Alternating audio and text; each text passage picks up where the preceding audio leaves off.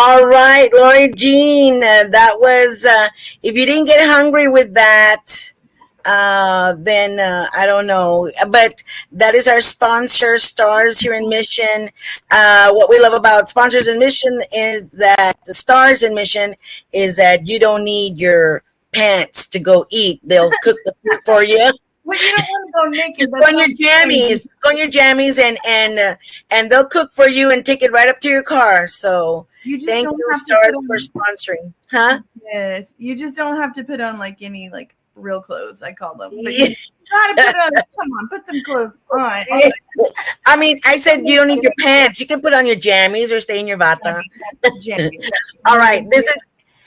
Lori Jean, we've got a super duper show today. It's amazing.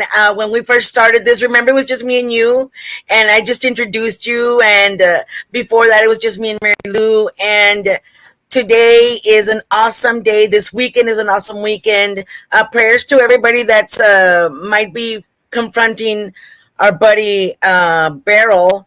But hopefully we're not gonna get that big of a hit, and prayers to anybody that is getting affected by it. This is the July 4th weekend. I hope you had a great July 4th weekend. I'm excited. I can't even. Lori Jean, how do you feel about the show today? Well, I know I've never met Mr. David Lee Garza before, but he's been at every pachanga that I can remember. I can remember his music anyway.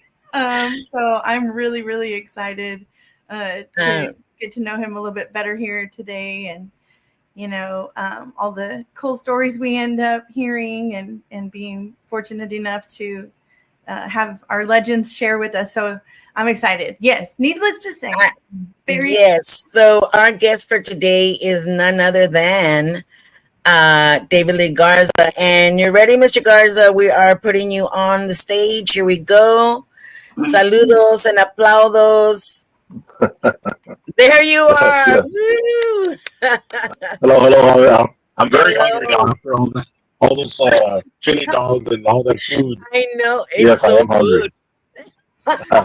We should warn everybody to have a snack with them when they come on.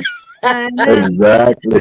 Well, I had a barbacoa taco this morning, so and I got mine waiting for me, but I'll eat after the show here. Well, you know what? We should have a talk and snack show, I guess, because we always have a drink and might as well have a snack with us. Yeah, might as well. Yeah, and since we this show ends up being 2 hours usually, we should have a snack. So very honored to have you here today, Mr. David Lee Garza. I wanted to show you. Let's see, there's some comments that already was. Mary Lou says hello, that's my sister. And Alex Ferreal says saludos to the legend David Lee Garza. Love when he had Jay Perez, Ram Herrera, Marcos Orozco, and him singing. And Nabil and Emilio Navaira. I'm sure there's going to be, just to let you all know, people that are commenting on other groups. The only comments I see are on the Gigi La Chicana page or on YouTube. Danny Noyola from Corpus says, saludos amigas, Gigi La Chicana Guerrero y Lori Jean López y Giras y Desveladas con la leyenda David Lee Garza, Alma y Danny Noyola de Corpus Christi. Saludos and thank you for watching. And Alex says, and Emilio Navaira, if I'm not mistaken. Yes, we'll get into that in a little bit. What I want to show, and if you don't mind me sharing, I'm going to show. Let me see how I can do this. You know how Lori Jean and I are. All right, hold on. Lori Jean and I. I'm going to share something real quick. And this is the last time I saw you, Mr. David Lee Garza. Mm-hmm. Was when we were recording what ended up being the last recording of my dad, Juan Guerrero. And right. Here we go.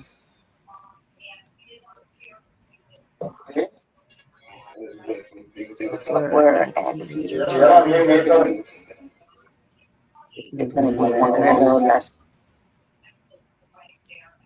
Uh-oh. Is it coming on? Is it? That's just me. Let's see.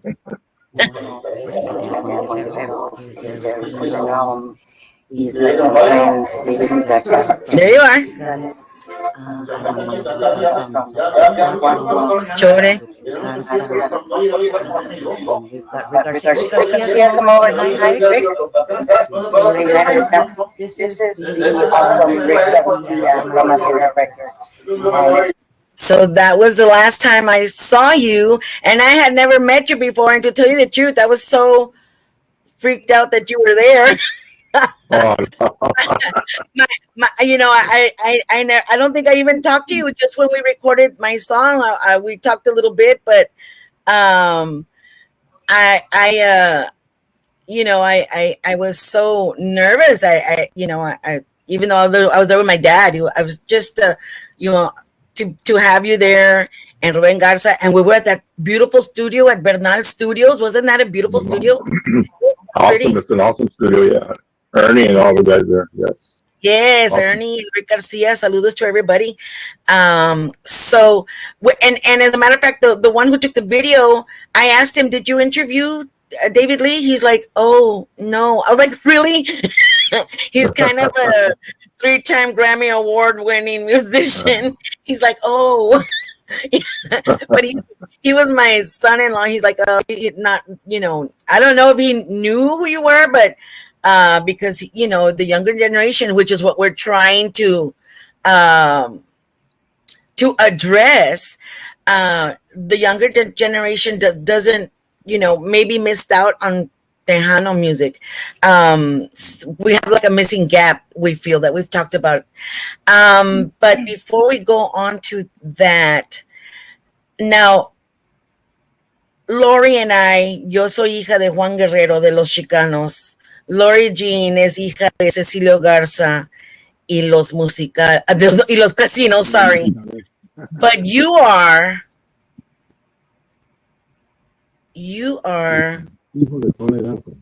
hijo de Tony Garza y su conjunto.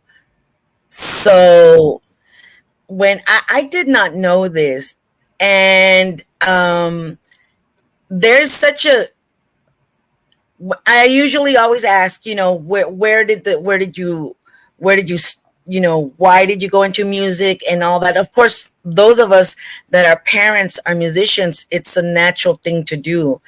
I did not know that there was a Tony Garza y su conjunto. Talk to us about that and how it all got started with that guy. Well, a long time ago,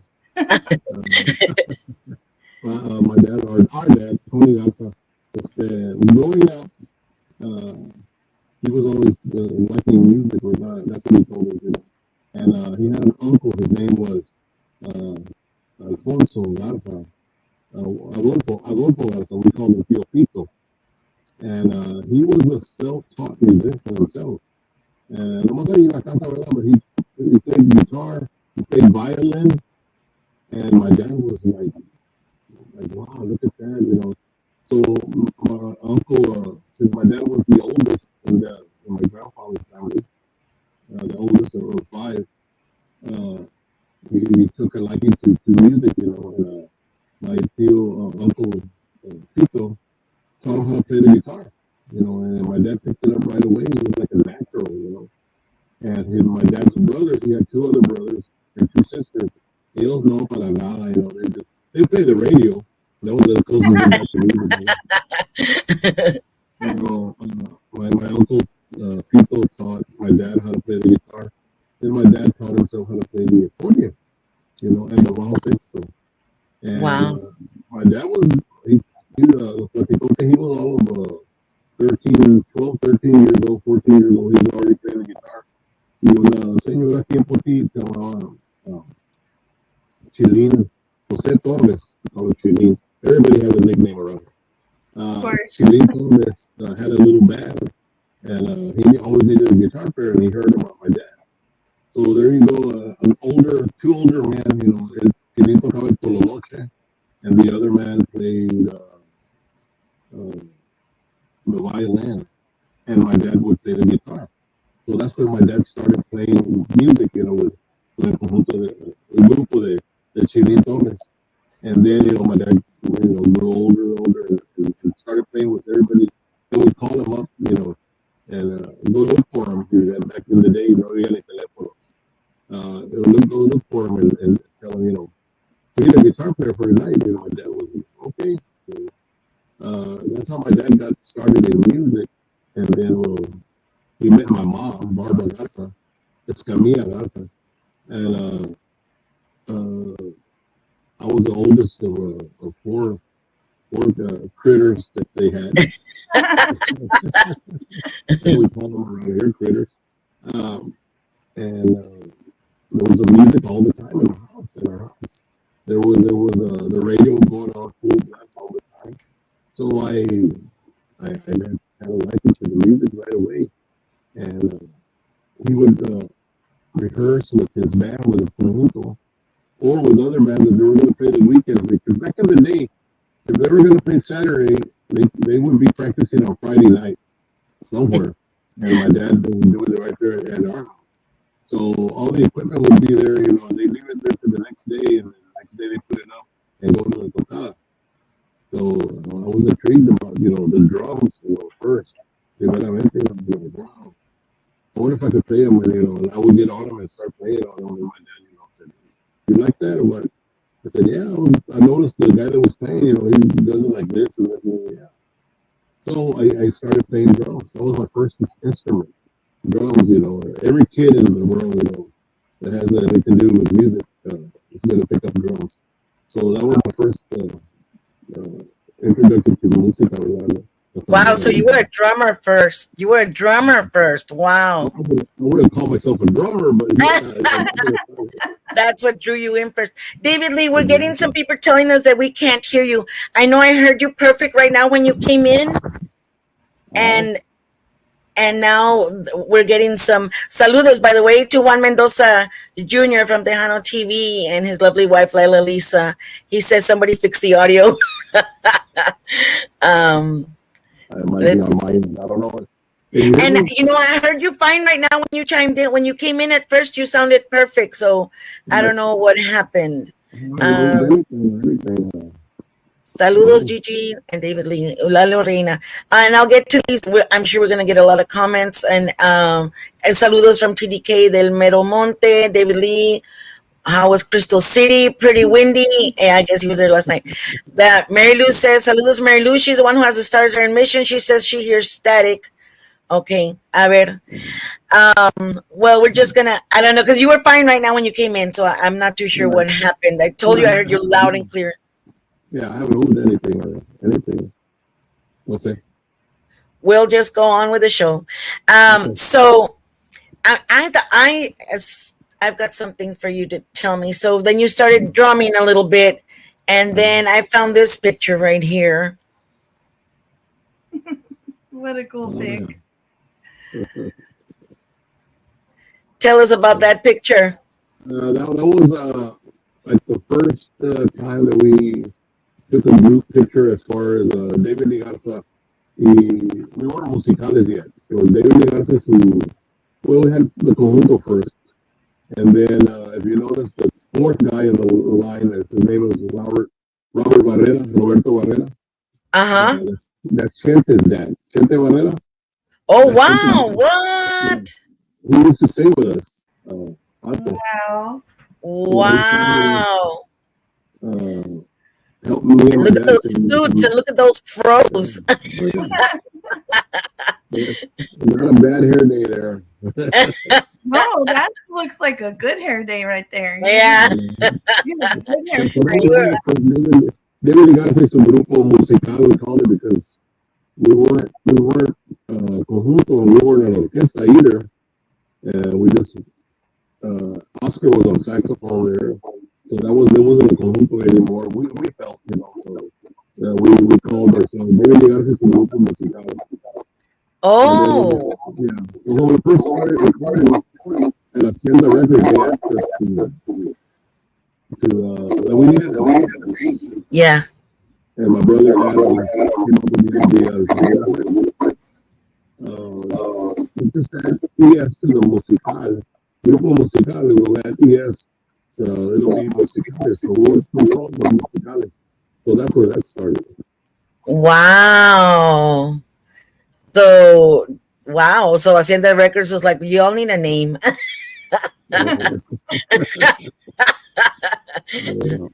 That is awesome. That is awesome history that I had no idea. And now I know my dad and Lori Jean, we're around music and everything. We're around the instruments, and we're always like topándonos with instruments, get out of the way because we're trying to get somewhere when they were in the house, when they were in the practice room. But I never really took to getting once in a while I'd get the guitar and I would sing, but you said I want to try this, and your dad was willing. I know my dad did not have a lot of patience. My dad didn't have a lot. He showed me the basic chords and that was it. But you know, wow.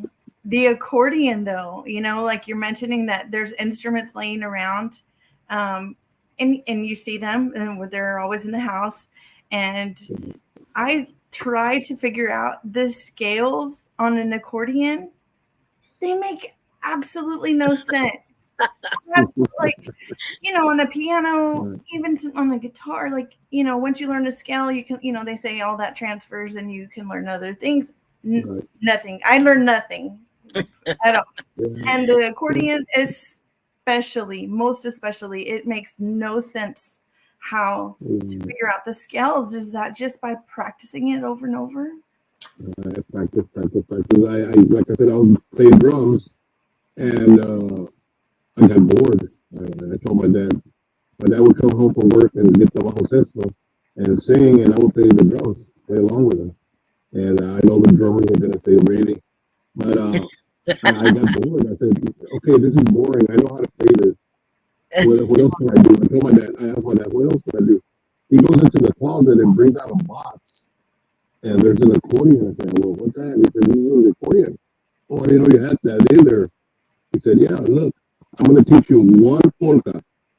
And from there on, if you like it, if you're going to learn, you're going to learn.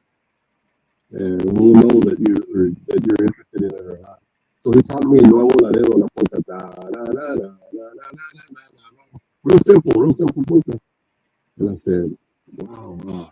Can you mark the little buttons with a color or a crayon or something? And my dad said, no, sir.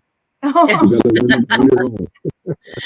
So my dad taught me that polka, and the next day he came home from work and he gets the bajo sexto out and he says, okay, show me, did you learn the polka? And I said, I think so.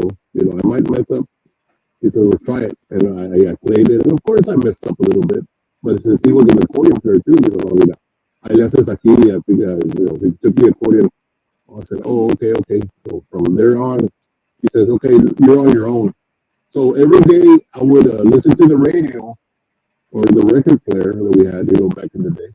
And I would pick a song and I would learn it, you know. So when he would get out from work, I know he was tired and all, but at first he would push me to practice, you know, and play along with him.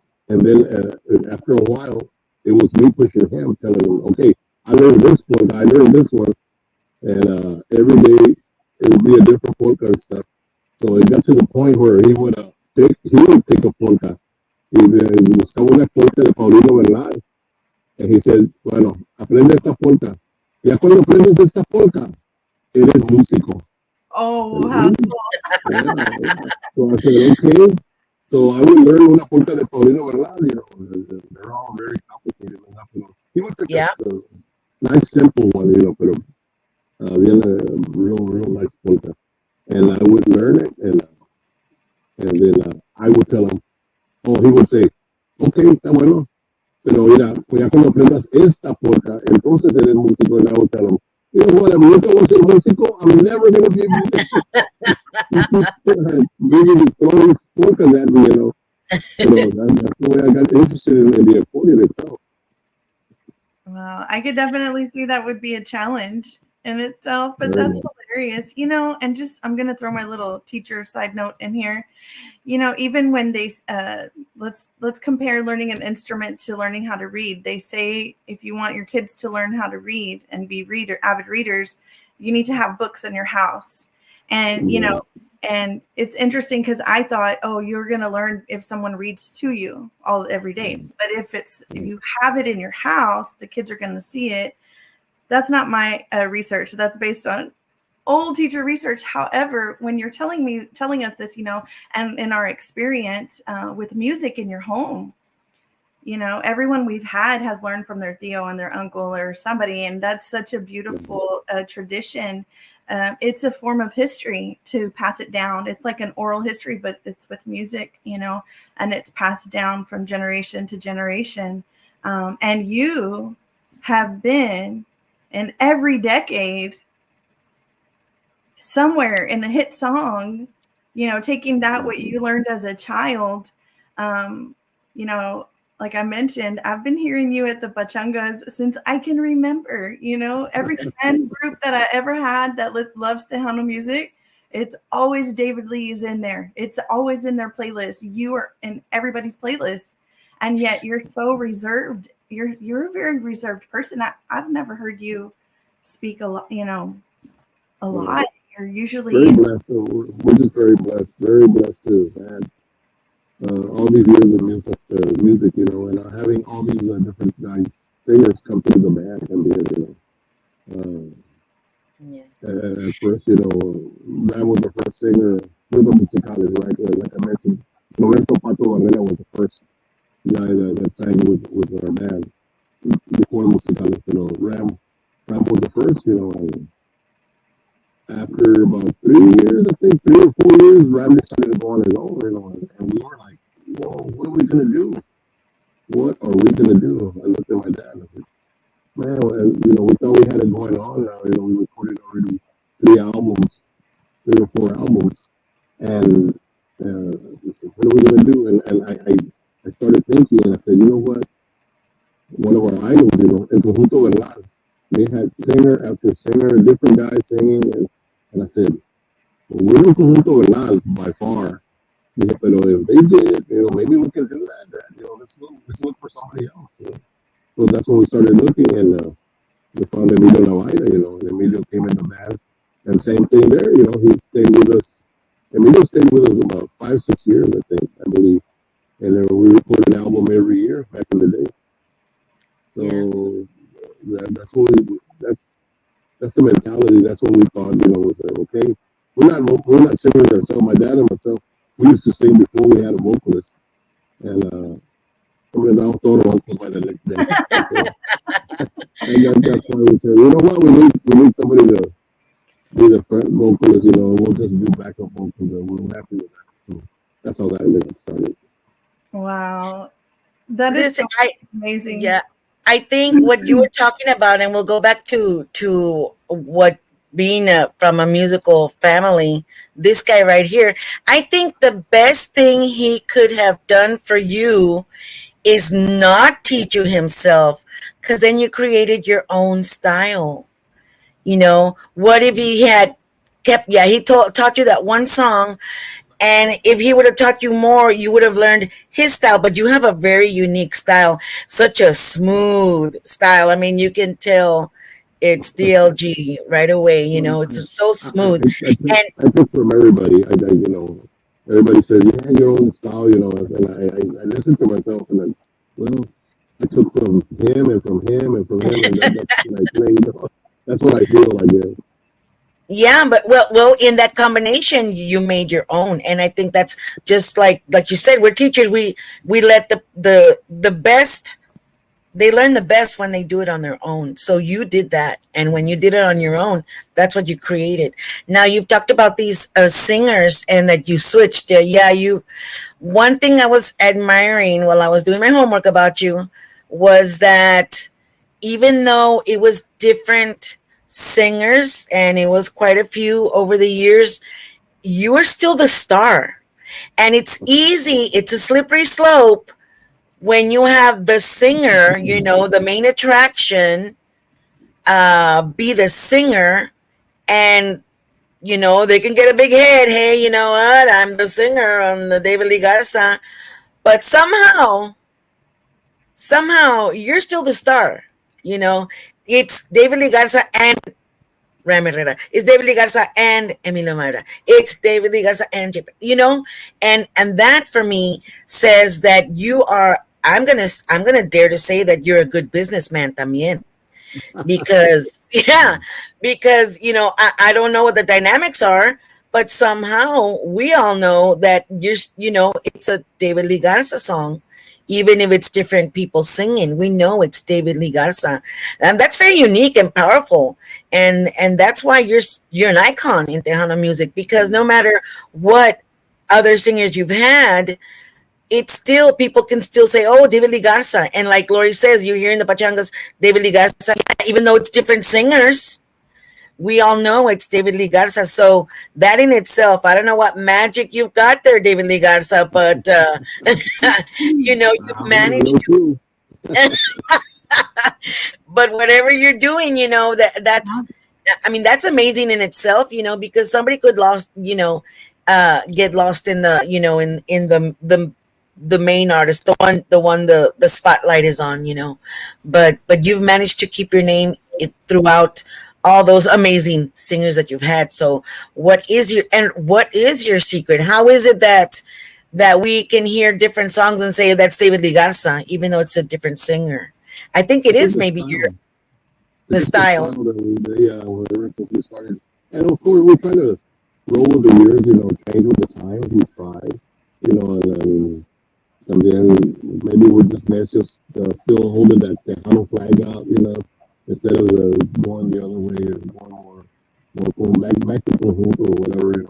This is what we like to do, This is the style that we love. So we're gonna, as long as we can, Diosito primero, primeramente Dios, ¿verdad? Que let's just keep on going. That's what we're gonna do. Just keep our music going. Yes. Yeah, And that's well, not easy to do, as my students in when I was in La Jolla, they'd say, "Te llevas bien con todos." Tú te llevas, am I saying it right? You're getting and that's says a lot about not just your talent, and not just being a good businessman, but your character. There's not a lot of that, and I think that probably influences what your singers can do with you. That collaboration. I think it's a lot has to do with your upbringing. Parents brought us up, the best they could. And siempre my dad would always tell me, and I always remember, because ya cuando me aprendí unas cuantas polcas y unas canciones, I said, wow, okay, I know I'm David Lee Garza. But my dad always told me, you know what? You might be David Lee Garza, but there's always somebody better than you. Yeah. Siempre. So keep that in mind, and I always have, And ever since he told me that, I never said I'm David Lee Garza anymore. I just do what I love to do, play music, play accordion. Pero si es verdad, there's some awesome accordion players out there that don't get the breaks. Sometimes you get a break. We're very blessed, like I said, to be at the right time. I always thank my compadre Roberto Pulido. My compadre Roberto Pulido really took us out of Poteet. We opened up for him one day in Pearsall, Texas, and he said, "Have y'all ever recorded? Have y'all ever gone out of this area here?" And, no, not really. This is a weekend thing, He's the first one that took us to Houston, Dallas, para el Valle. Yeah, so lo que siempre le doy las gracias a mi compadre. And he baptized my oldest boy, little Dave. Oh, wow. So por eso somos compadres. Yes, very literally. Met him, yeah, literally. Exactly. But I never got to meet. Well, ya después conocí a Cecilio Garza and Juan Guerrero, man. I met your dad in Pakistante playing with los Fabulosos Cuatro. He was when you played bass with Carlos Milman and those guys. I was like, wow, who's the bass player? Juan Guerrero. I've heard that name, and for los Chicanos, right? And I don't know if it was before or after, but awesome bass player with los Fabulosos, and then with his band too, with the Chicanos, and awesome music. He he would write songs a little different than everybody, but well, I like that. That's what made Juan Guerrero stand out in my book. Yes, and as a matter of fact, we're gonna have Elsa Garcia, Si Dios quiere, at 6 p.m., which made that song that my dad wrote, Ya te vi, shoot up to Kingdom Come. My goodness. Listen, I wanted to ask you because we've talked to a lot of the legends, and they talk about them going out to the migrant fields and stuff, and then they ended up doing the migrant, what they call the migrant tours. But I see that your dad wasn't a migrant farm worker. You all had a different. Uh, you didn't have that experience. His early years, no, his early years, my grandpa, Adán Garza, his dad, my dad's dad, they would go to Indiana, go pick tomato and whatever they had to do over there. And they would go once a year, right? And I was like, I would tell my mom and my dad, where do they go? And they say, well, they go up north, and they go to Indiana. Well, where? And they said, it's a little town called Tipton, Indiana. And there's a company there called Stokely Van Camp. What's that? They said it's a tomato plant company. They grow tomatoes and they go work over there and then they come back. Oh, so that's what they do. So my dad would do that in his early years. I mean, yeah. So one day, I was a junior in high school, and in the summer, my grandparents were going to leave again, and I told my Mom, I want to experience that. Let's go over there with Abuela and Willow. And she said, well, tell your dad. I told my dad, I said, Dad, we hadn't started the band just yet. We with my dad and myself, we would just play with different bands around here. We're talking about 1973, 74. And I told my dad, let's go with Abuela and Willow.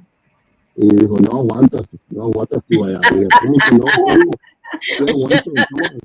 So we took the accordion, the bajo texto, and my brother Richard, the bass player, and Adam was playing drums already. But my brother Richard hadn't started playing the bass, so we needed a bass player.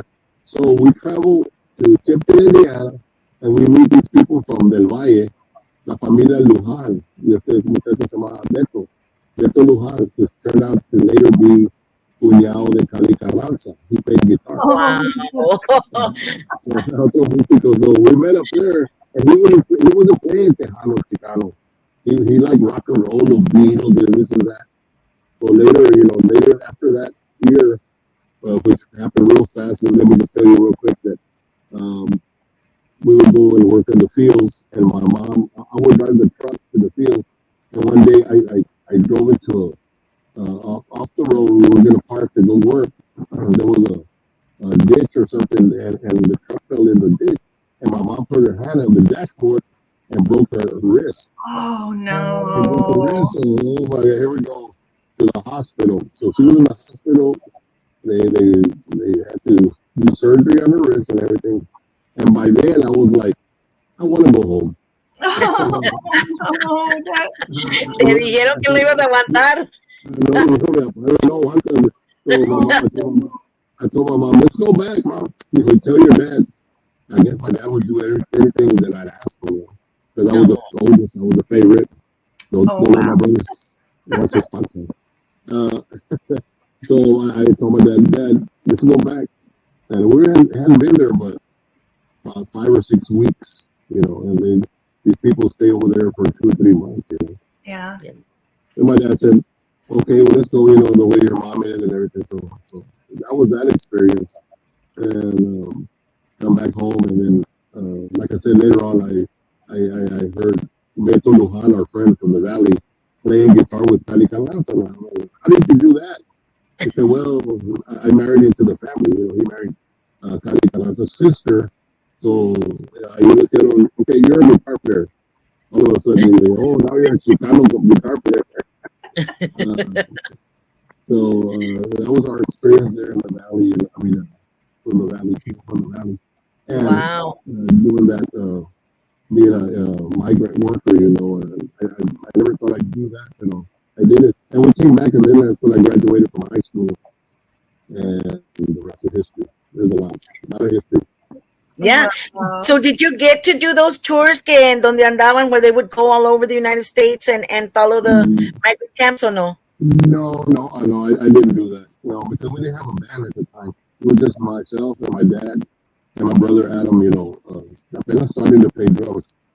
So no, we didn't tour over there when we were up there, but we would play there at the camp. Como nosotros, and everybody would gather around like, oh wow, pero it was nothing too serious. Wow. But that's still getting you, giving you practice. Even no Exactly. matter where you play, you Yeah. practice, right? Right. But That's true. that's yeah, that life was a hard life. And my dad did it as a child until high school. My grandpa did it, had a troque, and it was a hard life. A lot of kids today don't know that. I know I always say it, but I'm telling you because I spend most of my days with kids in school and their iPhones and their Apple Watch and their fancy everything, and they don't know what it's like. No idea. We don't have no idea. No clue. And I can't say that I do either. I don't. I've been very blessed, but I know that's why my grandpa always pushed for us to go to school, finish school. My grandparents always pushed for us to all do that because it's a hard life. Yeah, But My dad wanted We to take went a one plane. time. Yeah, we went one time, only one time. We didn't have enough money to come back. We had to sell tamales hey, that's another little side hustle. because it didn't work out too well. No, and We You didn't know, make you it either. those little houses where he would stay at a camp. The campos, yeah. Do you remember that, Gigi? Yeah. We got there to that place and I said, okay, where are we gonna live? We had a little house here for Ponti, pero mi mamá pues bien limpia, la casita bien limpia, no era grande ni nada. And right there, and it was a little hut, and right there, yeah. And it was a bedroom, and a kitchen. That's it. Yeah. And I walked inside there. Soy bien asqueroso, como dicen. I looked at the stove. The stove was quemada and black, donde no le limpiaba. I would eat in the bedroom. My mom would cook. Y yo agarraba el plato y iba a comer porque me daba un asco. Aparte le pone afrentosos el tocante, dice mi mamá. Yeah, no, we didn't hack it either. We didn't hack it either. No. I mean, kudos to all those people, right? Right. Kudos to all those people, guys. Es un aguante that no cualquiera. Wow. We're gonna get to some shout outs here, to some comments. Let's see. TDK del Mero Monte says, "Cubo David Lee, how was Crystal City? Partly windy." Mary Lou told me it was static. TDK was talking. These comments were way back. Love the callers on the picture that I showed. Rick Valderrama, saludos. Rick Valderrama, saludos. And he says, DLG, garage sale today. I think you had one yesterday. Yesterday, the day before. You missed it, Rick. You missed it. TDK says, I heard he's only reserved in public, but behind closed doors, he's a real jokester. I can't say who told me, but his initials are RB. Okay. Initials are, ¿quién sabe? Okay. I'm going to say his name, Rick Valderrama or Richie Valderrama. I'm not going to say that. We're not saying any names. Yeah, no names. Nora Salazar says hello from Holland, Michigan. So saludos to all of us. Shout out. Then they start shouting out everybody. And thank you guys for watching. All right. Well, we're so glad to have you here, Mr. David. Thanks for watching. Yes, thanks for watching.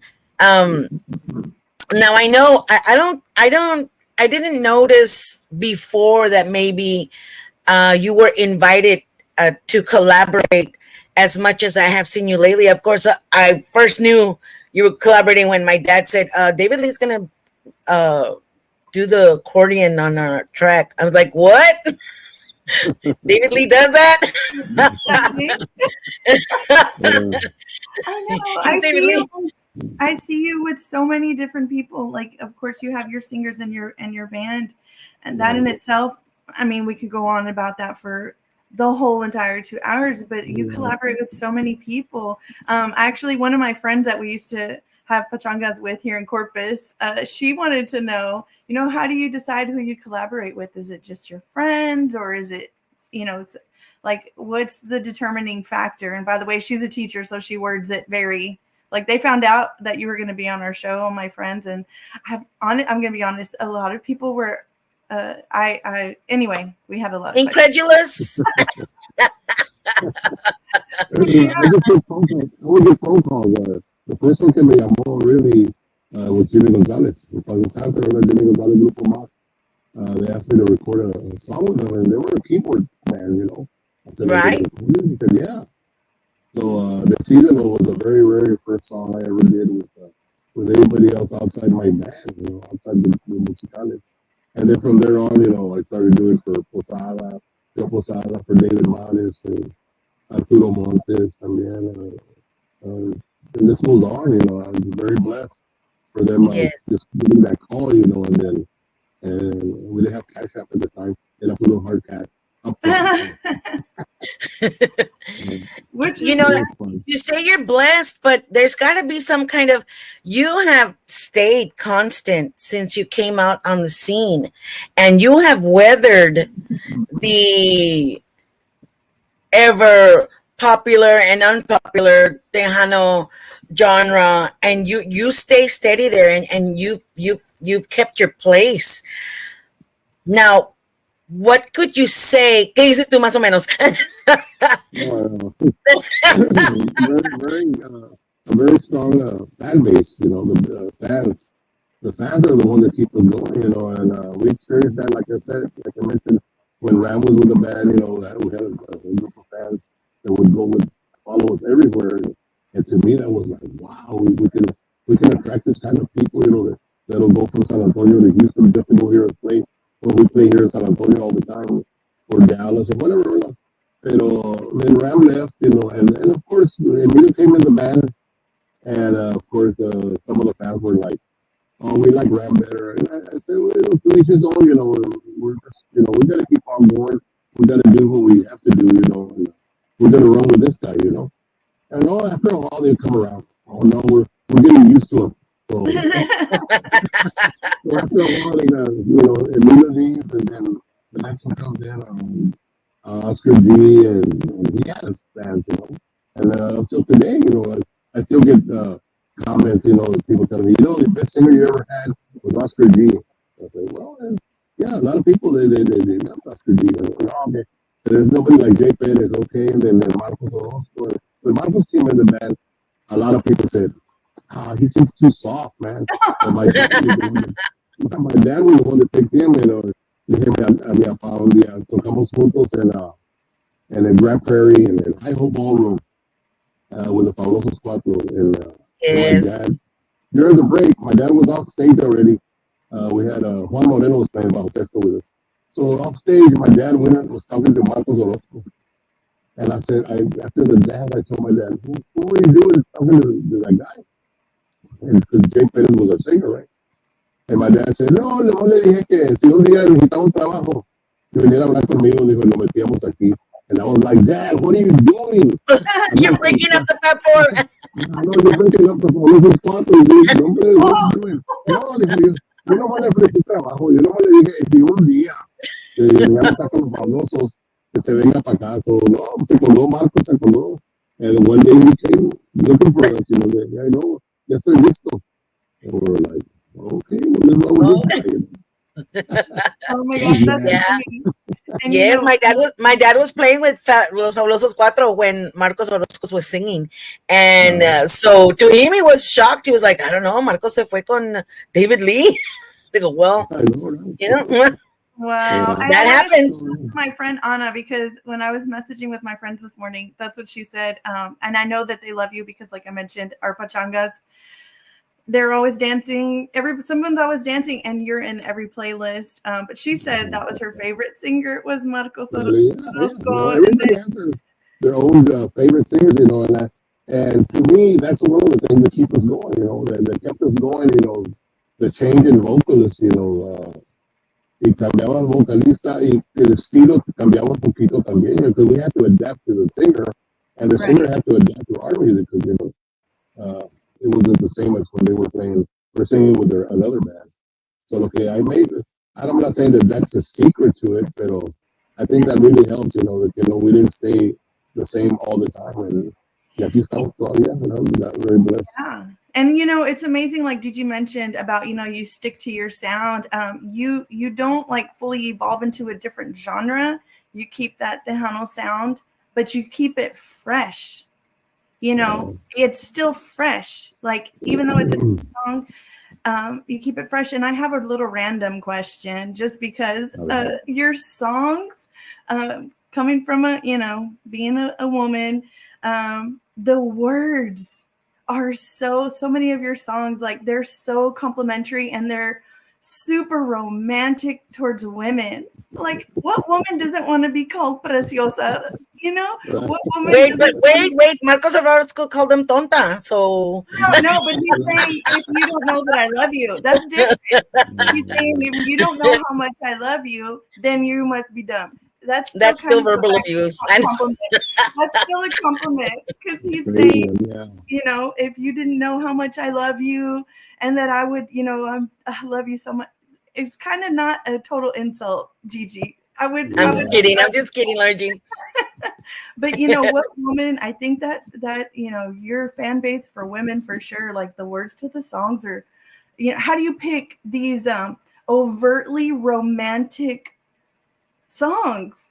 I don't know. Different songwriters sing the songs, and at first I would just listen to the arrangement on it, I imagine what we could do with it or whatever, or the way the song already came. Pero ya cuando Marcos Orozco entró en la banda, Marcos, we recorded the first album, and I picked all the songs, because I had songs from this guy, from that guy, and then after we started working on the second album, Marco said, "Hey, I got some songs. You have songs?" Yeah, I write a little bit. So that's where he brought those songs out. The Preciosa, Tu Boca Roja, Una Noche Más. Real romantic songs.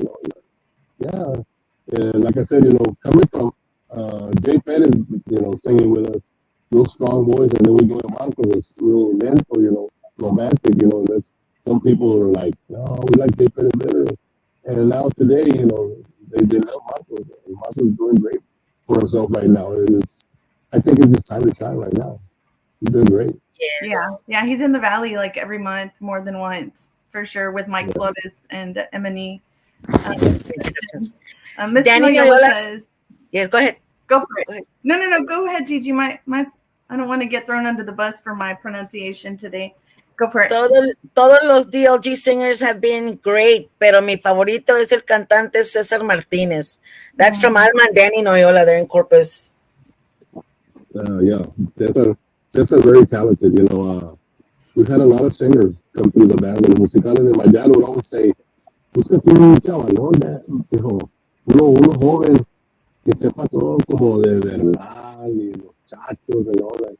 And I would tell my dad, nowadays there's no kids that listen to that or that sing that. Pues lo and behold, tocamos a César un día en una quinceañera in Robstown, and a friend of ours asked me, "Can this friend of mine sing a song with y'all?" And we had another guy singing at the time, Joaquin Cura.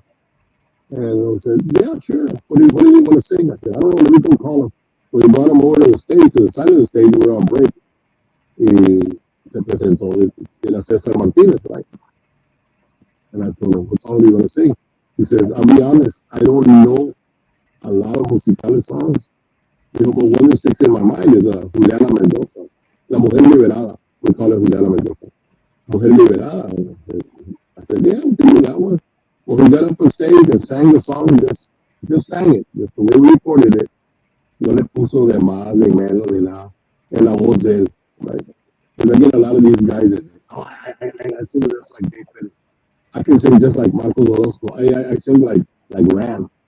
And I tell them, that really, I tell them, what, if I wanted that, I would pick up the phone and call Jay Perez. Hey, I want to hear when the new vocalist comes in the band, I want to hear them singing. So I told Cesar, I told Cesar the same thing. We want to hear you sing. Dude. I'm gonna give you a list of songs. When he came in the band, I'm gonna give you this CD with everybody's different vocals on it. But I want to hear you sing. I don't want you to go back and sing this song to Ram, and you make your voice sound like Ram or something. No. So that's what he's done. And lo and behold, like my dad would say, "What's that chavo?" And this guy, Cesar, was 21 years old when he came in the band, and he just turned 30, I believe, or 31. He's been in the band the longest. That I can tell. I'm the longest guy as far as vocalist singer. And yeah, man, we're very blessed to have Cesar. Cesar is a great singer, man, and he can sing any style. Eso le doy crédito, ¿verdad? Porque yo sé que unos cantantes que cannot sing I'll put it out here. Jay Pérez is a great singer, pero Jay Pérez is very hard for him to sing a Marcos Orozco song, because that's not his style. Y César te puede cantar anybody's style de todos los past musicians, cantantes de los musicales. Wow, that is super cool. So he adapts really well. I think I saw him that he was with Mr. Noyola, who, by the way, hi, Mr. Noyola, and his wife and everybody else watching. I know we had some more shout outs, but I thought I saw him out here in Corpus at a little place called First and 10 that they have really great music on Thursdays and Fridays and Saturdays, and they've been having people pop in there and sing. We should go, Laura Jean. I know, I'm just such a homebody. I feel like I'm either in the valley or here, and in between, I'm like tired. But I have a shout out from Bobby Castañeda. By the way, if anybody's watching, if you're not able to see your comments on Facebook on any of the groups, go to the YouTube channel, and on the YouTube channel we can see, we see Bobby Castañeda, and he says, "Hello everyone, Mr. Garza. I've been a fan for years. I tuned in late. Has anyone asked about the video where David Lee is lip syncing to Jay Perez's voice? What happened to Jay on that day?" I haven't seen that, but that's interesting. Oh yeah. Let me tell you. Jay Perez got married on a Tuesday or a Wednesday. He had a little ceremony, right, in San Antonio, and we went to the wedding and everything. And I told Jay, "Well, I'll see you tomorrow." And he looked at me, "Where?" I said, "Well, we got to do the Johnny Canales show tomorrow." I said, "I ain't gonna do that, man. I just got married. Really, we've been living together 10 years. And you want to stay home." Not worried, but we're throwing you under the bus. Are we going on the honeymoon with you or what? No, he said, "I'm not going. I'm sorry, man. I ain't going." And now I think back, I said, it would have been easy to cancel, pero yo no quería cancelar a Johnny Canales. En paz descanse. I mean, just descanse. You don't just call Johnny Canales, "Hey, we're not going to go because somebody, the singer's not going to go." So I told the guys, "Well, let's just show up, man. And if he says it's cool, it's lip sync anyway, I'll do the part or whatever." And people were freaked out. I know we were aquí in Corpus Christi, man, and estaba lleno el lugar. And we started playing Hasta Cuando, and then I was on the microphone and I was saying, "Wow." And then the people that didn't know, they were like, "Mientras, David Lee." But that's what happened. That's what happened that day. He didn't want to go, and I had to step up, or cancel. So we didn't want to do that, and that's what. And so there, como dice yo, so there. So that's all you got to say about that. That's all I got to say about that. Oh my gosh, what a great question, though. I didn't know about that. I didn't know. Yeah. So I mean, that's I think that's one of the reasons why you've stayed steady in La Onda, because of your professionalism. Like you said, you didn't want to let them down. You didn't want to let down Johnny Canales. People were waiting. You don't do that. So there's a lot of young Tejano coming out all over the place. What would you tell them to at least look for the longevity that you've had? What would be your advice to anybody who's trying to make it in La Onda? I would just say, everybody that tells me, so how did you learn how to play the accordion? I said, practice, practice, practice, practice. That's the bottom line. And if you want to learn real bad, you're gonna learn, and learn right. My dad me enseñó a mí y siempre me decía, y no miras para abajo las teclas cuando estás tocando. And that's a lot of furniture nowadays. Estás tocando y estás mirando. That's not right. My dad taught me que tú no más miras acá la gente que anda bailando y todo, tú sigues tocando. And that's one thing that I tell everybody, and you don't look down. Play, learn the accordion itself, learn where all the notes are, whatever, and just play from the heart. But practice, practice, practice, and that's what I Practice. tell all these young kids coming up. That's really good advice. Yeah. And And that is, I'm sorry, go ahead. go ahead, Lori, go ahead. Oh, we've talked about, you mentioned earlier how you were brought up. We said, Gigi said you must be a good businessman. Sounds like you're, and I said a lot has to do with your character as well. And you talked about being brought up. So I don't do a lot of business in our band and our organization. So bien flojo para eso. I just play, my brother Adam, the drummer, he took over the business part of it after my dad, passed it on to him or passed it on to us. Yeah, I couldn't do it. Yo me ganó todo. I had the merchandise for a little bit. No, hombre, perdía cada vez que hacía el merchandise y andar regalando. I'm not a very businessman. It's not good. I leave that to somebody else. And I really should. I should have taken on that, from the very beginning, but I didn't. Well, it sounds Well, you like mentioned your something dad important. is an You mentioned awesome. something important. I'm sorry, Richie. That's You did okay. mention something important, though, que tienes la familia contigo. And that helps a lot, too. When it's your family, it's hard to let somebody down when it's your own family, and when your family is la que te está apoyando. So you have you have, talk to us about that. How many brothers do you have, and how many are in the band? Two brothers in the band. Yeah, two brothers. I have two brothers, Adam and Richard. Adam, the drummer. Richard's the bass player. And I have a sister. My brother Richard has a twin sister, Becky, our sister. And she cuts hair. She keeps her hair looking good. Oh, nice. Oh, well, some of us. Anyway, two brothers playing in the band, and they've been with me. Uh, I've been in this business for like 52, 54 years. And my brother Adam, when we started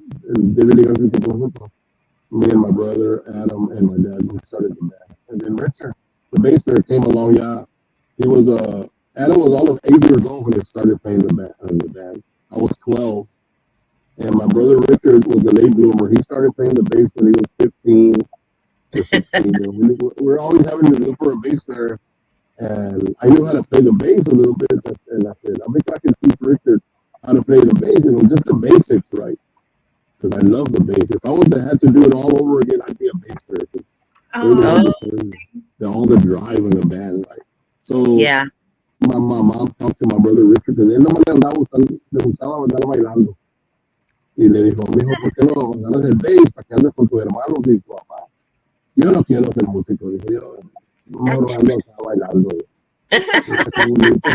Qué bonito. Pero no, after a while, he said, oh, I guess okay, I guess I'll try it. And I taught him the basics on the bass, and then he took off. And he was a late bloomer, like I said.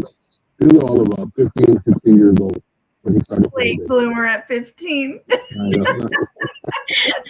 Veterano, yeah. But so many guests that we've had, that's what happens. They get absorbed into the band. Every guest we've had in the last few weeks has said that. Look at the Country Rollin' Band, the daughter, Judy and Gori. Judy got put to play the bass. She said she wanted to go dancing, and they put her on stage in a month. Same last week with Johnny Hernandez, with Little Joe. He gets pulled in. His brother said, quit your job. You're going to come with us. Yeah, that's those are the coolest stories. They're like that. Yeah, it happened with my sister. My sister's a bass player, and what happened is that our bass player didn't show up. So my sister played bass in the jazz band in high school. Oh, okay. So Papi said, "You're on, Mary Lou." What? Ni modo, you're on. So that's how it happens. Sin querer queriendo. But it's good. It's always good to have the family in the band because definitely when you're out on the road, it's I don't know, it's just something very special about that when you're with your family, it's a different feel. So I'm curious now, why didn't your sister get into the band? Does she sing? Was she ever interested?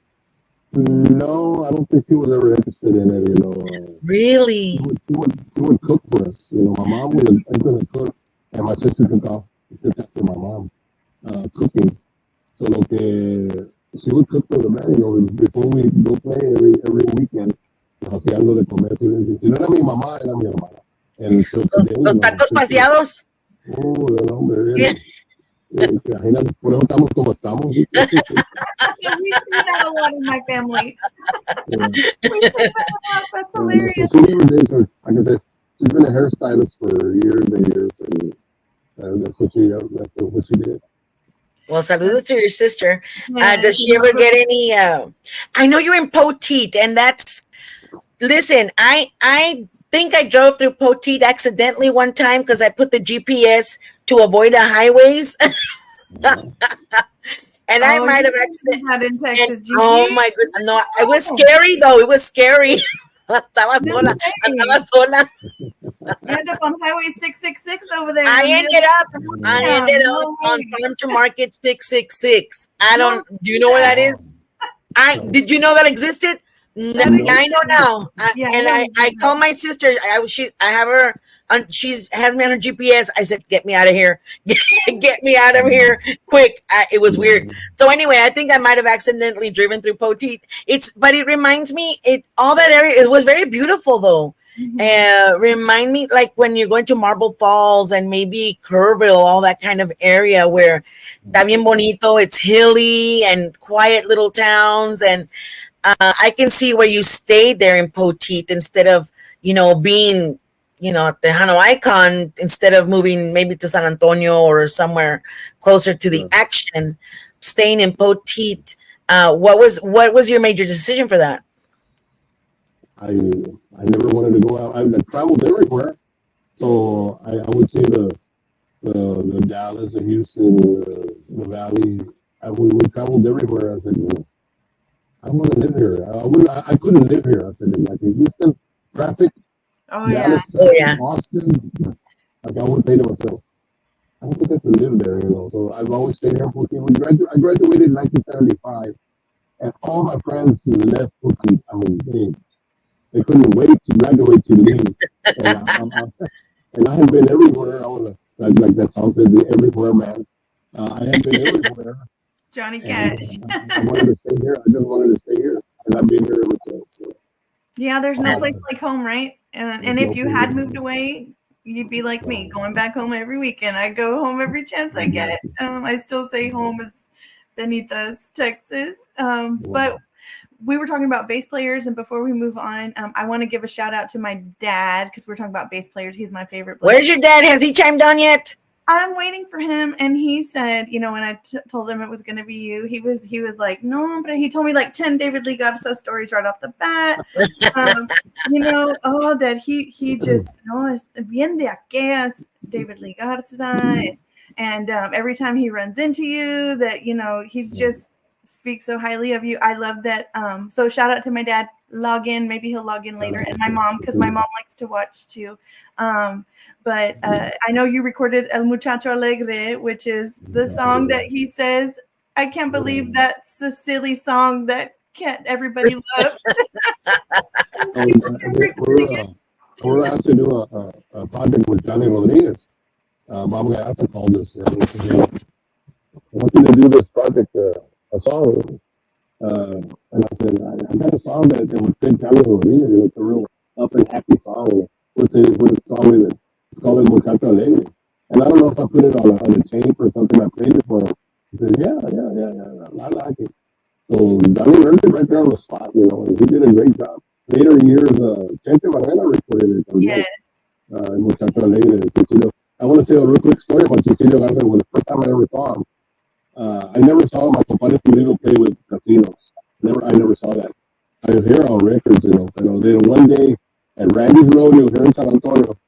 It was los únicos, los casinos y los clásicos on a Wednesday night, and they were charging $5. That was a lot of money back then. Oh wow. Yeah. To go see three bands, you know. So we went. I told my dad, I want to go see these bands, man. I mean, they're high. I mean, Puerto and then los casinos, and then the guys in Puerto Rico. You know, they sound real good. I like that. So that was the first time I saw your dad actually playing live. You know, and I want to say I met him that day, porque andaba yo ahí de fan struck y No. entremetido, entremetido, ¿verdad? Pero that was the first time that I saw all these three bands together in one place. You know, great bands, man. They've always been my favorites. That would be an amazing show. Amazing show. On Let's get to some shout outs, if you don't mind. Hilda Peña says hello. Oh, so she's saying hi to everybody. Hi, Hilda Peña. Felipe Lerma says, what does he say? He says, one of my favorite, Vino Maldito with Jay Perez and David Lee Garza. Let's go. And some hello. Cesar Martinez. He's on here. He says, saludos. And Hilda Peña says, I met David Lee Garza in Vegas 2 years ago at the Vegas convention with friend Janie Canales, and I went and we had VIP passes for backstage. Ooh. Are you going to be at this Tejano Vegas thing? Yes. As a matter of fact, it's next week already. We're going to be there on Friday night. Friday night, Musicales will be there. And we'll stick around the weekend. We don't have nothing else to do. Just stay there and gamble. You know, I mean, just stay there and enjoy the weekend. Yeah. Oops. Yeah. Cesar Martinez says, learn it and just play it, when you were talking about practicing. And so this so it's gonna be a jam-packed weekend at the Las Vegas convention. I know we just had our Tejano Legend Pioneers meeting here in the RGV, and Carlos was talking that of course he's going to be there with La Leyendas. Oh, yeah. And our guest for 6 p.m. today. Don't forget, guys, 6 p.m. today, Elsa Garcia, she's going to be there too. Man, she came back big. She came back with a bang. Yeah. So she's going to be there too. Oh, look at that. Look, there's Mando San Roman. Yeah, there you go. Saludos a todos. Saludos, Mando. Good to have you on. Great guy. Robert Vasquez says, saludos desde Littlefield, Texas. Bendiciones. I know. Saludos. This is. So thank you for everybody for joining in. Here we have the Tejano music icon, David Lee Garza, who has been talking about I really still love the story. I did not know that there was Tony Garza y su conjunto. And so I think that's something, well, obviously for us, it's something so special that when your parents do, you know, if Lori and I have talked about it, if our parents had been accountants, we'd be accountants, you know, but whatever they do, right? And since they were in the music business, we're in the music business. We're a little bit different in the music business right now, but it's still the same, and it's something so beautiful about music and magical, and I love your story that your dad would come home late from work, and you would ask him, you know, show me how to do this or show me how to do that, and he'd be tired from work, but he had the patience. My dad didn't have the patience, but he had the patience. Yeah, and my dad went on to teach conjunto to hundreds and hundreds of kids in La Jolla, and those kids, several of them have amazing bands and buses and tours of their own. But so I guilted him for that, because I said, really, you taught all these kids? Some of them were my former students in middle school and my dad would send me pictures and say, you recognize this kid? And I'd say, yes, those are my kids. Anyhow, yeah. That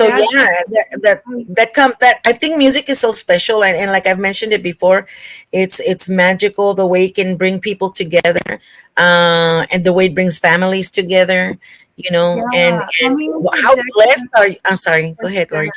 Chode shared a similar story. And by the way, Dad, I'm just picking on you. I have no hard feelings. You did teach me how to play a little bit now.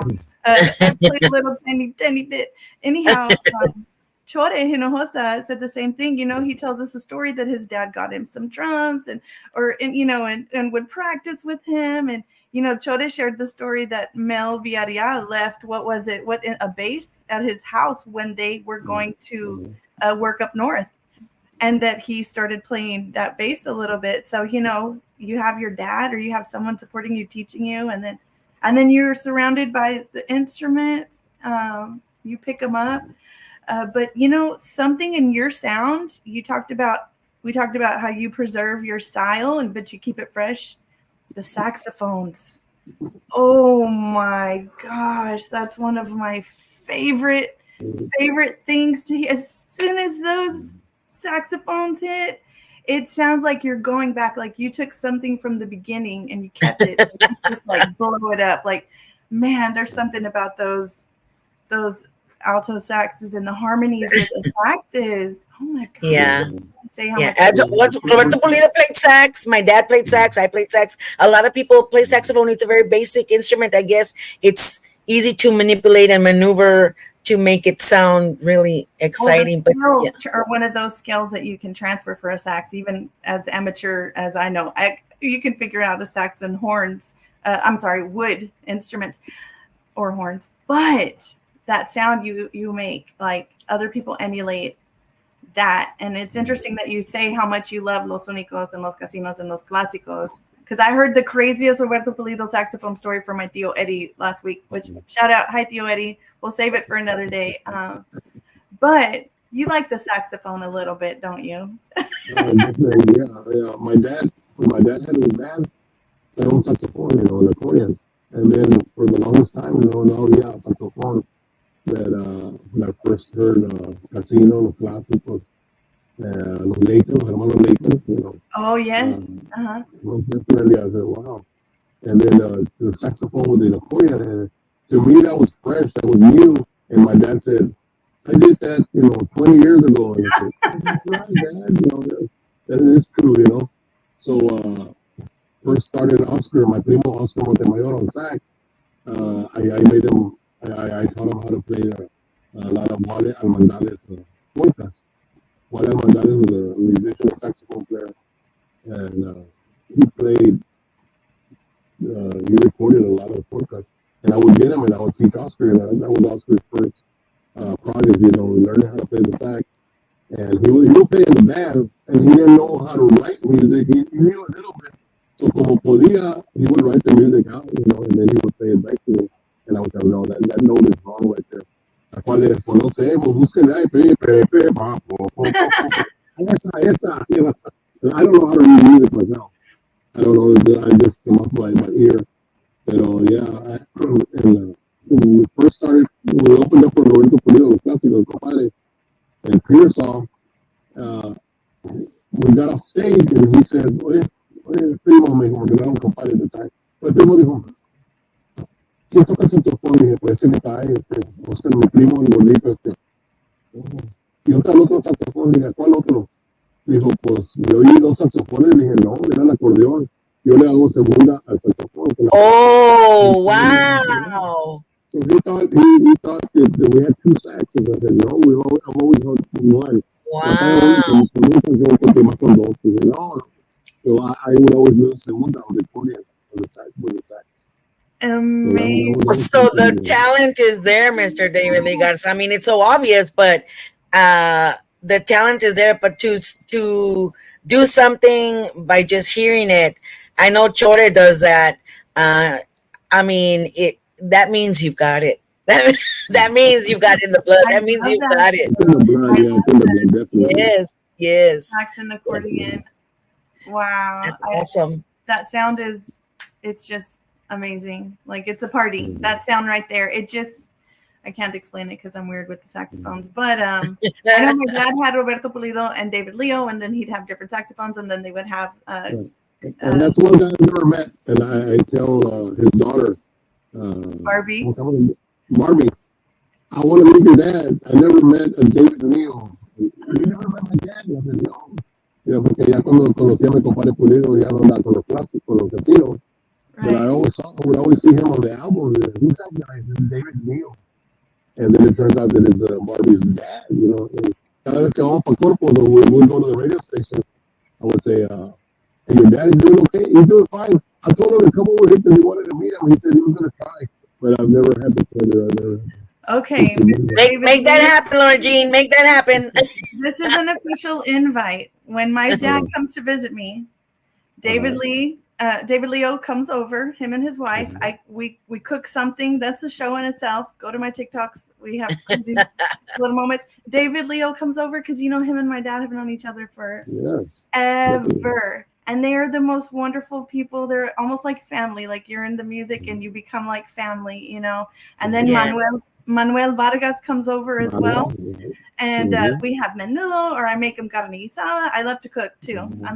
I'm officially inviting you. So, Dad. What a coincidence. I love to eat. You need to come and visit me, Dad. And where do you live? Where do you live? I'm in Corpus. So, no, I'm in Corpus right now. Well, I'm in Corpus, and I cook for them, and we have the best time. And Barbie will message me and say, "Hey, my parents,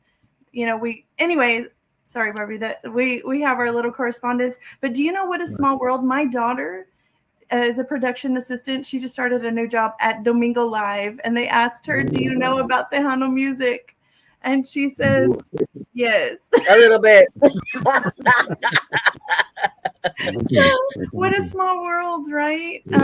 She's actually going back to work right now because, the hurricane, we were kind of wondering if it was going to come this way or not. And, prayers for the people who will get it because it's not going to come here directly. But I'm sorry, back to y'all. David, officially.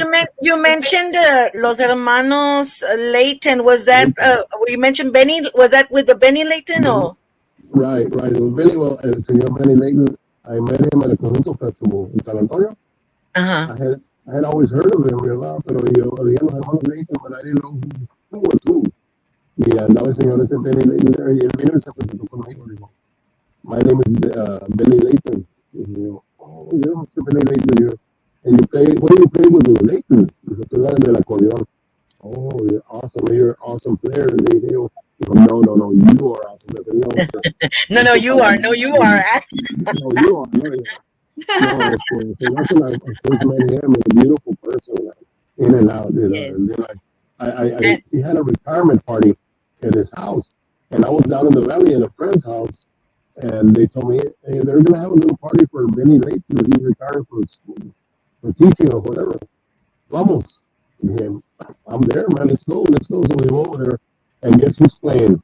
Chacha Jimenez playing guitar, and an accordion, ¿cómo se llama? Ahí tocaba con conjunto de con Herbie Lopez. Herbie. We saw him not too long ago. Yeah, so they were playing there, and we were sitting right in front of them. They didn't know who I was. They had never met me or anything. ¿Puedes cantar esta canción? Era un bolero, una experiencia nomás, or something like that, una experiencia más. Y dijo Chacha Jimenez, yeah, you want to say, dale aquí, Herbie, dale este tono, and he started singing. And then when they finished playing, vinieron, me saludaron, dijo, who are you? Dije, I'm David Garza. David Lee Garza.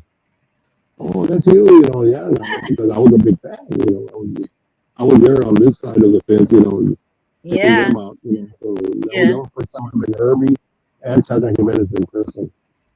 Well, we just had like I told you about the breakfast, and we gave a Gone Yet Never Forgotten award to Benny Layton, and his family was there. Herbie was there. Herbie Lopez was there, and le dieron el award, and his sons are there, and they're carrying on the music. Now they're in the music business, just like the Country Rollins, and they're in the music business.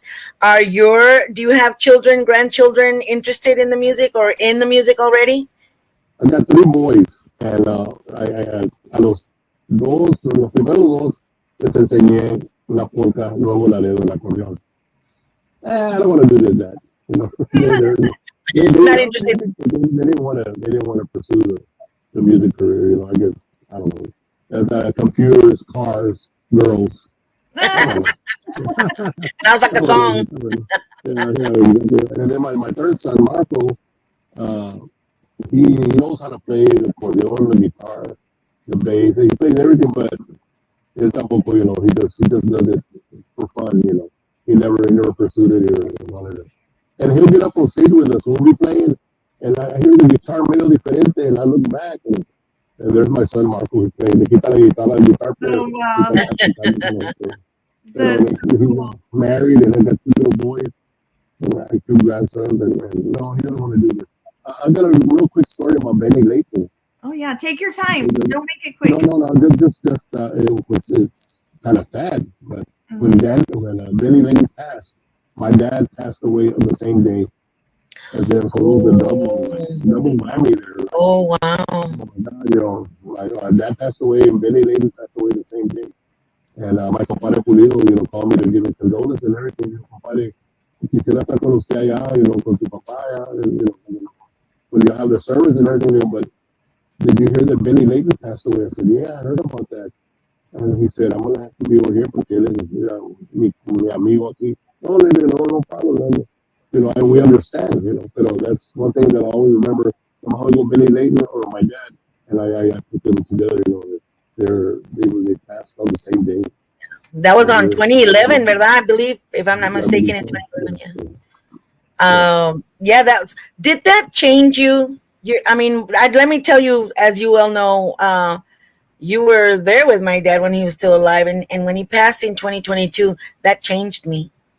That Definitely. uh, it took me for a spin, first of all, and then what am I gonna do? I wanted to keep his memory alive and his music alive, and I started getting involved with the Tejano Legend Pioneers and all that. How did it change you? Your dad was because your dad taught you. Your Yeah. dad was part of your band. And He was your manager. he played with us, hasta que ya dijo, ya estamos de regreso en la música, mijo, and my goal in life when I started playing music was to put my dad on an album cover. Because I would see these album covers with all these people with the Clásico, the Casino, Chacho, and I said, man, my dad has played all his life and never recorded an album. That's my goal. So I was very blessed to put him on 8 or 10 albums, Oh, with that's us. wonderful. He played the baloncesto, which is more, better, también. Pero it changed a lot, And a little quick thing about your dad. When I went to record with him, me platicó ahí, dijo, you know what, David, I died twice already. And he had some heart attacks and stuff. Yeah, Dijo, yo ya me he murido de ese, dijo. I was like, God, don't tell me that. No me estés diciendo que it's true. Yeah. yeah, he was a funny man. And no, when my dad passed, all the years that I can remember, every New Year's Eve dance that we would play. After everybody, hey, Happy New Year, Happy New Year, my dad would come and hug me and kiss me, and tell me, otro año, mijo, another year down the drain, yeah, another year. Pues quiero que sepa que the year after he passed away, oh my God, that was so hard to be there and then me telling everybody Happy New Year, and not having my dad there, Yeah. that changed my life right there, like, from then on, every año nuevo, siempre lo recuerdo, pero más en ese día, because we would always hug, and he Yes, would and have been celebrate hard. another year. Yeah, you made it. You made it another year. That's what Yeah, Papi and I would say. Like we made it through another one. I think it was his birthday that we would celebrate and say, "Made it to another one. We made it to another one." Especially like he had told you, he had died twice already. But this last time he did. He did, and but this time he didn't make it, and and it was very hard. But that's how I keep, and like you said, and keep him alive through his memory. That's an awesome thing about music. right. Even though Papi left, ahí está su música. And I can hear it over and over again. He's on videos. I was just watching new videos I hadn't seen of him, of somebody else recorded him. And last night when I was looking for stuff for you, I was looking for Tony Garza y su conjunto. I couldn't find it because there Yeah, isn't. that was before. Yes. That was before cameras. That was before videos. Yes. Way, And way before. so and I couldn't find it. I accidentally found my dad and in a video I hadn't seen before in a place I never knew he was at. And I knew he was hurting at that time because my brother had passed away apenas a few months before. So in that video of him, he stopped singing and just walks away from the stage. He was just coming. Somebody asked him to come and sing, and he did for a little bit. Then he walked off the stage. So I mean, that's the thing about music. He's still here, your dad, and todos los recordings que tiene. Can you hear? Like I can hear my voice. Even my dad cuando estaba con Stoneball y Tacho Rivera, I can, and the voices, I can hear my dad's voice. I can hear his voice. So I'm sure you can do the same. You can hear your dad playing el bajo sexto, yes, and his style. That's the beauty. And no se muere el que se va, solo se muere el que se olvida. So mientras no los olvidamos. Así es. Mhm. Yes, I think I'm gonna have to write a song. Plus, Yes. he started you out learning. So everything you took that and ran with it. And like DG mentioned earlier, you created your own style. And in doing that, he's still in all of the things that you do. I say that about my grandpa's not with us, and we all went on to do things that he would have wanted. And I know it would bring him so much joy. So everything you continue to do, not only do you bring so much joy to people with your music and the dancing and the party and the música alegre and all that, Tejano is that, it brings people so much joy. But you take him with you, so he's a big part of everything you've become and will continue to do. Yeah, no pasa un weekend that we play somewhere and una couple and they say, we got married because of you, because of me. I said, or because of the music. Or that, or you played at our wedding 32 years ago. I said, wow, that's awesome that you're still married. Yeah. Yeah, Speaking I of get that that, a lot, man. speaking of still married, your wife has still stuck with you because the musician life is such a difficult life. Que aguante. No No, aguanto. no aguantó. No. Oh, sorry. I thought she would. We were married 31 years, and that was it. It's over, Clover. So look, no, we moved on. And it's a tough life for It the is. wife. I mean, It is. definitely. No, I've been divorced and had my girlfriend Josie. I've been with me 10, 12 years already. So Pues a ver si aguanta. Pues a ver si aguanta. Para que aguante, le digo, ella celeste que le cueste. I come home sometimes and I'm cansado, what wears me out is the road, going to the place I'm gonna play. Once I get there and I get on stage, I'm fine. And then after a while, like, okay, I want to go home. Pero llego a la casa y le digo, ya no quiero ser un músico, which is an old story. My brother, when he started playing the drums, 8 years old. Can you imagine an 8-year-old little kid playing the drums and then coming back home? My dad would carry him and his full clothes and everything would lay down in bed. I had him. Se tocaba a Adam. Y le dije, mi papá, quítate la ropa para que te duermas a gusto. Y lo miraba y le dije, yo ya no quiero ser músico. Apenas había empezado ya no quiero ser músico. Y yo, no, querías, ¿dónde? Oh my gosh. It is. It's a tough life. It's a tough life, y no muchos aguantan. More than anything, the road. It's so scary, Yeah. And now, back then, and you lived through this too. Back then, there was no cell phones, there was no GPS, there was no way to communicate. I mean, más antes was even worse. I guess now, like my sister and I and my daughter, we have each other on GPS. We know where we are at all times. Mija recently went to New York. I knew where she was. Mija, what are you doing in the Bronx? What are you doing in the Bronx, Mija? Get out of there. I know where she's at. Pero antes, I was just wait to see when they had a chance to call, to know that they got where they were going, okay. Y luego hasta cuando llegaban. And that was it. At least now it's a little easier. So you were in that time. So actually, that's a very good question. You can compare. What's the difference between being out on the road in the 70s and being out on the road in the 2020s? What's the difference? Yeah. Como dices tú, GPS phones. It's so easy now to stay in contact with anybody. a story last night. We played in Crystal City, like somebody mentioned, right? Yeah. And a lot of my guys drove because it's not that far from San Antonio. And Cesar drove from Corpus or Robstown because Cesar lives in Robstown. And he drove. He goes, well, I'm just going to drive straight over there, instead of going to Puti and then to Crystal City. Okay. So it was only me, my brother Richard, Danny keyboard player, Rick the sax player, and myself. Four of us in a. We have a small bus now. We already graduated from the big buses to we sold it and we got a smaller bus. And, I said we don't need to take the driver. We'll drive. It's only an hour and a half away. So we did that, and we played last night. And my brother Richard drove the bus over there, and he was going to drive back. And I said, no, I got it, brother. I got it. Are you sure? I said, yeah. I don't sleep at night. Ever since COVID, no duermo de noche. I mean, it's hard for me to sleep. I'll go to bed at 3 or 4 in the morning. Pero en el día le digo, se ríen porque le digo, me da un sueño en el día. Puedo dormir a cama. Your times got turned around. Your times got turned around. Last night I was driving back.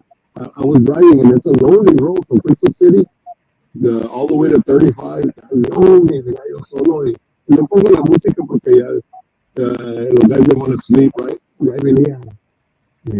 Pensé yo, bueno, si me quedo dormido, pero no tenía nada de sueño. I was okay. Bueno, dije yo, si me quedo dormido, ay, no tengo agua. Richard, somebody, y gritaba acá, lo que estaba diciendo, somebody. Y viene el muchacho Rick, el sax player, what's up, what's up? Give me a water or a Gatorade or something from there. Well, I said, oh, okay.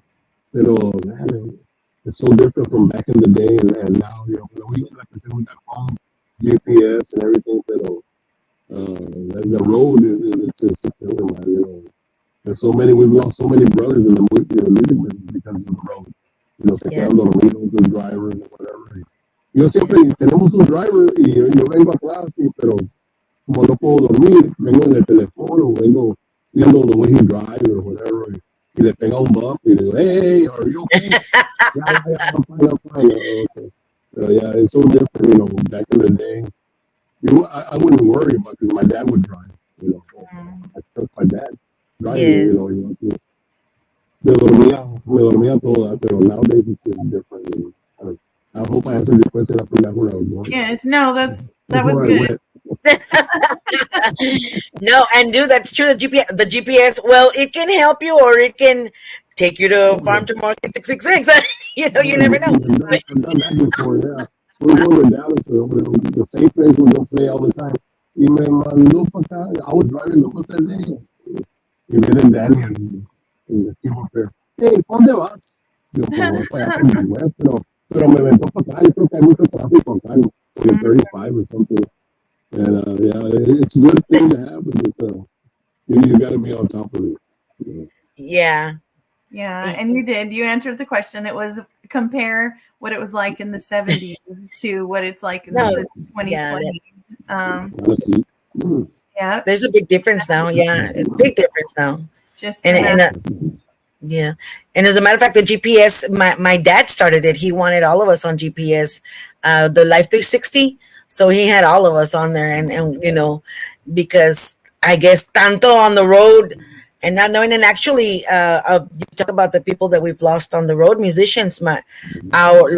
El drummer de los Chicanos, Pacho, was hanging out that weekend. El hermano de Valde Muñoz, del grupo Los Traviesos. Yeah.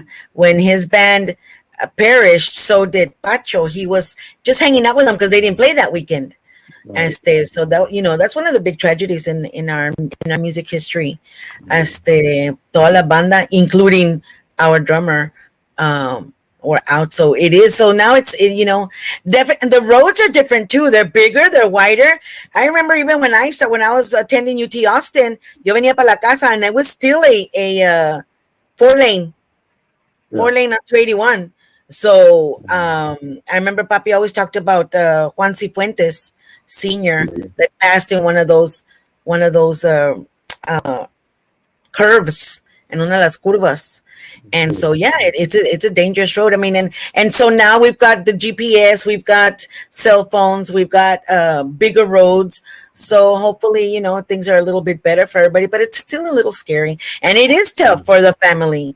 So it's tough for the family to be waiting it out. And like Lori lived that, where it was you guys. I don't know about now, but I know Mas antes it might be starting again. But Mas antes, when was Papi gone? Christmas, Thanksgiving, New Year's, the holidays, the big holidays. That's when everybody else is celebrating. So that's when they were gone. And that's when we were, we'd hang out with the rest of the family. But I don't know if that's still a thing, doing the dances at Thanksgiving and Christmas. Yeah, but pretty much, like Thanksgiving, we usually celebrate it. We celebrate every day here, and then we'll play like in San Antonio. So we go and come back. But yeah, back in the day, man, we'd go to Houston, Dallas. It would be like a 4 or 5 day week for us away from home. Yes. A funny story that my dad vino para atrás y le dije a mi mamá, ¿cómo les fue? No, pues bien. Y le dije a mi papá, vieja, tú aquí en la casa dormida y nosotros allá batallando con viejas que ni conocemos. Yo, oh, qué bonito. Batallando. Qué bonito. I think we just do it on purpose. That didn't mess around. Oh my God. He would do it on purpose, No, well, they. Yeah. Nosotros batallando allá por Oh viejas que my ni conocemos. God.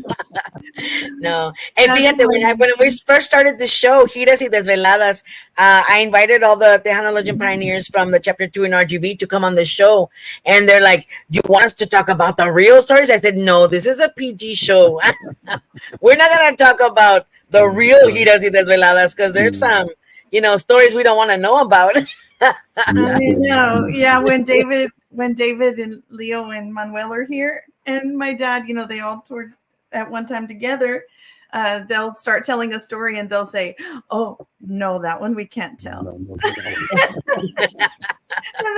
then David's wife Bina or my mom, they're like, "Where you can tell us now? What difference would it make?" And anyway, so I know every time they talk about the road and stories, they also talk about either their favorite experiences or their favorite places, or sometimes they have a favorite place that they would visit to play, something memorable. Do you have anything like that stands out to you? Well, the one thing that stands out because of my dad, we did a reunion in Houston at the Astrodome. Oh, how cool! Yeah, so we had all the singers, past singers, and we also brought my dad on stage to play with us. Oh, Through Ram, I think through Ram or somebody. Ya no me acuerdo, pero he had been on stage for years and years, and we told him, hey, you're gonna have to get up there and play. Okay. And by the way, before he passed, he gave me his bajo sexto. I have my dad's original bajo sexto. He gave it to me. So like you say, we always have to keep something. Como la música, ¿verdad? Instruments that remind you of your dad and everything. Accordeones, the first accordions he bought me, I have them here. I'm in my little computer room. It's a mess, pero my accordions are somewhere there. Oh, and that's something people do that. People keep their, I know several people that keep instruments out of, because of sentimental value. I have this guitar. Oh, yeah. It's not the new guitar but it's the one my dad taught me how to play on. I have a newer one. It's prettier, but it's a different, sentiment towards each one. I can't play for SHIT, but I have them. I'll never get rid of it, Mr. David Lee Garza, remember I told you we usually plan for an hour, but we end up chit-chatting. It's almost going to be 2 hours that we've been chit-chatting now. It goes back. So, this is your chance to say what you want to say. And we're doing this show not only to enlighten the generation that kind of missed out on Tejano, we want to keep it for posterity and for everybody to come back and see about the icons, the legends, the pioneers of Tejano music and what it's all about.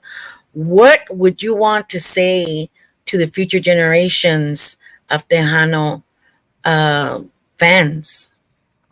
Well, it all starts at home, the parents right now, the parents, we would go play in Richmond over as an example, and we'd see these parents go to our dances, and they would take their kids, and then their kids started dancing, and then on the next thing you knew, they got married, and now they have kids, and we won't see them for the longest time, and then all of a sudden they come back, and I tell them, I remember you, you were a little kid. I said, yeah, he said, but now we're married and we have kids, and I said, well, you need to bring them to the dance, man. Don't let it go. Like your parents brought you. So I think it all starts at home.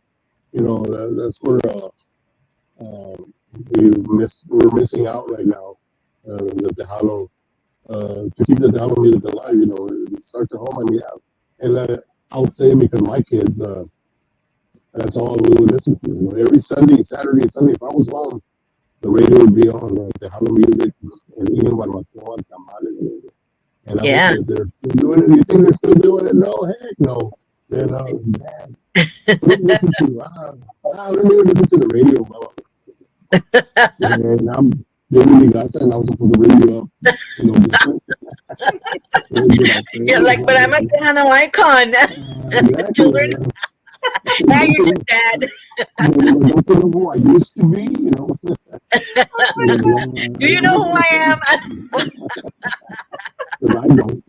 I want to tell just everybody, all the people, the fans, the people viewing your show right now. Thank you so much for y'all very much for having me on your show. Tell them, we have to keep this going. We have to keep it alive. Like I said, ahí ando yo con la bandera todavía. Yes. Se ríe César Martínez, se ríe porque we stopped in Seguin at a Bill Letters one day. We're in line, and this guy looks at us and he said, ¿Quién son ustedes? Y le dijo César, voy a ligarse los musicales. Y dijo el guy, ¿Soy donde ese vato? Oh, really? Se ríe César. ¿Qué dijo? Soy donde ese vato. Dije, sí, aquí estoy todavía, con la bandera. Carrying the flag todavía. It's just crazy ride, The memories, I would sit for hours with my dad outside before he passed, la memoria of that ride, see anything va a quedar, the beautiful memories that me and my dad and my brothers had on the road and living this life, as a musician, las memorias, will always be. And ojalá que, I hope we pass a little bit to somebody, to our fans, to our friends, say un recuerdo, ¿verdad? De lo que we stand for, the music, for trying to keep this alive. And like I said, once again, thank you and all the fans for supporting us throughout all these years, and being there for us. If it wasn't for them, we'd be doing something else, cutting grass or something. I'm really wrong. I haven't been a musician all my life. I had jobs, like I made bowling balls, I installed storm windows, storm doors, and stuff like that. Todos creen que era un músico toda la vida. No. I had a real job. This was my part-time job. Now this is my full-time job now. Oh, but I bet you love it a lot more than you love the other jobs. Are people nicer to you now? I know Gigi keeps saying, because as teachers, I would have my students, they're like, oh, miss, we're doing work again today. When you do stuff with music, people are like, oh, so complimentary and kind. I'll bet they're not as nice to you in your old jobs. I have friends that graduated with us that are retiring, or they've been retired, for like 5, 6 years, maybe 10 years. And when they come back into town, we'll go have breakfast, lunch, or something. Call me up. Hey, I'm in town, so we'll go meet up. And I'm retired, man. I'm going to retire. He made it. I mean, when are you going to retire? I've been retired a long time, dude. I play music, and at first it wasn't a job. It's a job now. The primero, it wasn't a job. It was fun, and I considered myself retired 40 years ago, and you were working and I was playing and sleeping during the week. Yeah, right. Yeah, Oh, yeah. But people would tell my dad that he looked so young. Le dije, pues, ¿por qué me voy a envejecer? I'm doing what I love. I'm doing music. I mhm. mean, Me how dice, are you gonna get old doing what you love? me dicen a mí, no cambias, tú no cambias, ¿cómo que no cambias? I look at a picture back then and now, sí, no, no, te miras igual, digo, y te miras joven, digo, rehab, whatever, dude, digo, es que no, I've never worked hard in my life, I guess, that's what they're trying to say. Let Wow. me get to some shout outs before we start ending the show. Let me see. Carlos P. Garcia, I was hooked on DLG sound since the first time I heard it. My all time favorite band. Saludos, Carlos P. Garcia. Felipe Lerma, definitely Roberto Pulido has the style with the saxophone. These are old comments already. Sorry, guys, but I'm just getting to them. Let's see. Nena Peña says hello, you all. God bless. Alex Tobar says thank you, DLG. Danny Noyola, here we go, says muchas gracias, Giras y Desveladas. Oh, what happened to it? Oh, there it goes. Con amigas Gigi La Chicana Guerrero and Lori Jean Lopez y especialmente la leyenda David Lee Garza. Great show. Thank you, Mr. Noyola. He has his own show that Yes. he puts on. And he's Let's at First and 10 on Thursday. So yes, Gigi, maybe we'll have to hit it up over there one day. right. Sorry. Felipe Lerma says awesome interview with the iconic David Lee Garza Chicana. And for those of you that don't know, I call myself La Chicana, not just because my dad is Juan Guerrero Los Chicanos, but if you put Gigi Guerrero, if you Google it or even go on YouTube, there's like 10 million Gigi Guerreros. Oh. So I had to put La Chicana to separate it, to identify myself as La Hija de Juan Guerrero. It's been more than an honor. I still can't believe that we interviewed you. A lot of people didn't believe me. They were incredulous. Word of the day.